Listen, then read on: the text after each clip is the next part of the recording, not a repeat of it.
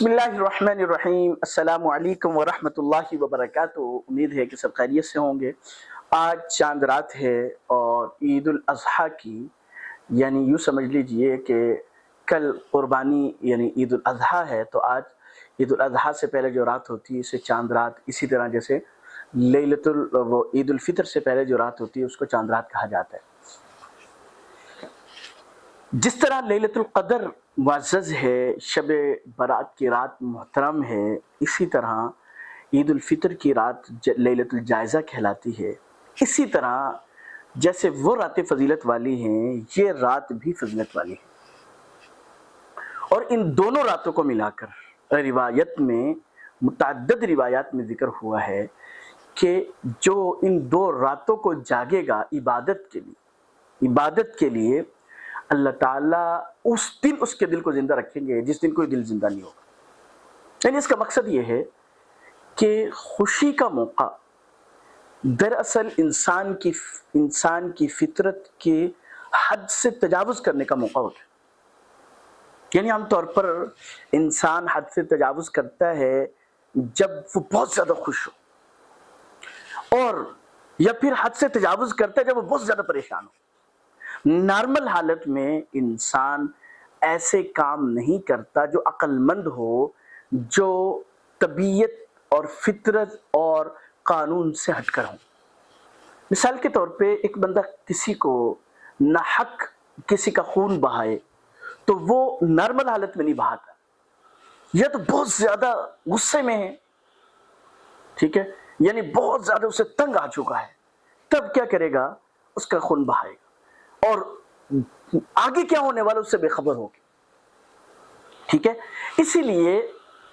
جو خوشی کا موقع ہے،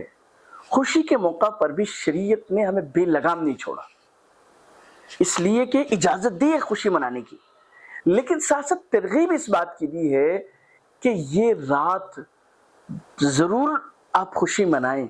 لیکن اگر جاگ لیں گے، عبادت کر لیں گے، نیکی میں گزار لیں گے،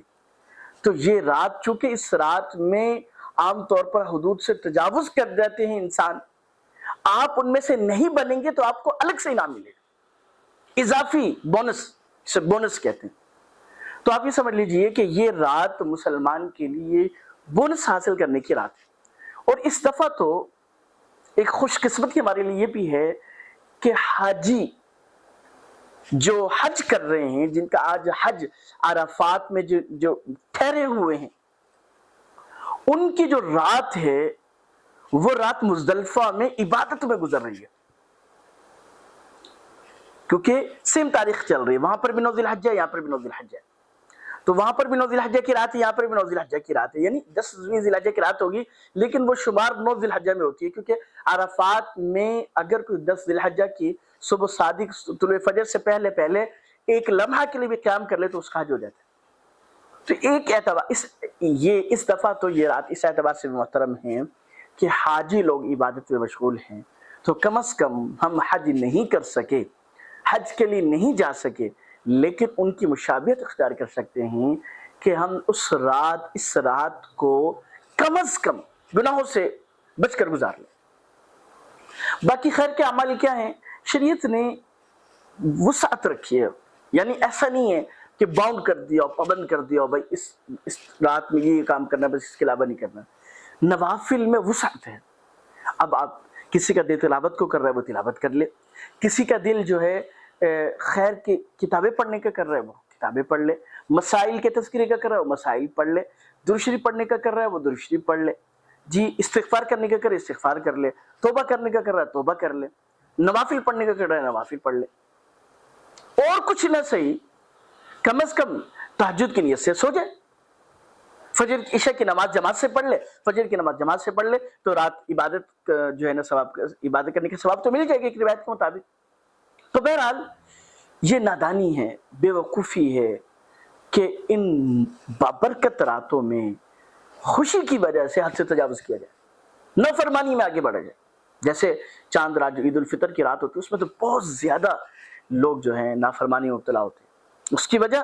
خوشی میں حد سے تجاوز ہے۔ بس جب چھٹی مل گئی ہے، لہذا شیطان کو چھٹی ملی ہے، شیطان نے پورا اپنا کام کیا، جو 1 مہینے عبادت کی تھی ان سب پر پانی پھیر دیا۔ تو اسی طرح یہ رات ہے، بہرحال اس رات میں کوشش کیجئے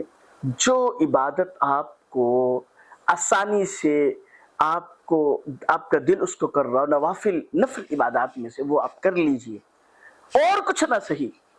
تو گناہوں سے بچ جائیے۔ انشاءاللہ تعالی یہ برکت ہمیں بھی اور ان لوگوں میں ہم بھی شامل ہو سکیں گے جن لوگوں کو یہ رات خصوصی اضافی بونس جو اللہ کی طرف سے ملے گا، جو لوگ اس کے حقدار ہوں گے۔ بہرحال میں نے عرض کر دیا، اور یہ صرف یہ نہیں ہے کہ کہنے کی باتیں۔ حضرت ابن عباس رضی اللہ تعالیٰ عنہ، ابن عمر رضی اللہ تعالیٰ عنہ، سفیان ثوری رحمۃ اللہ علیہ، امام شافعی رحمۃ اللہ علیہ، یہ تو بڑے بڑے حضرات تھے، وہ حضرات ان راتوں کی، ان دنوں کی، ان چیزوں کی قدر کیا کرتے تھے۔ یعنی جیسے شعبان 15ویں شعبان کی رات ہے، لیلۃ القدر کی رات ہے، عید الفطر کی رات ہے، اسی طرح یہ رات بھی جو ہے وہ برکت والی ہے۔ دعا، بعض تابعین کا کہنا ہے کہ یہ وہ رات ہے جس رات میں دعا رد نہیں ہوتی، اور ایک اعتبار سے دیکھا جائے تو عقل میں بھی آتا ہے کہ اس رات میں حاجی جو ہے وہ حج کا اہم رکن ادا کرنے کے بعد مزدلفہ میں ٹھہرتے ہیں کھلے آسمان تلے، وہ دعائیں مانگتے ہیں، ان کی دعائیں قبول ہوتی ہیں۔ تو اگر ہم چلے کھلے آسمان تلے نہ صحیح، اگر ہم بھی ان کی طرح دعائیں مانگیں گے انشاءاللہ تعالی اللہ کی ذات سے امید کی جا سکتی ہے کہ ہماری دعائیں بھی قبول ہوں گی۔ اللہ پاک مجھے اور آپ کو صحیح سمجھ نصیب فرمائے۔ السلام علیکم ورحمۃ اللہ وبرکاتہ۔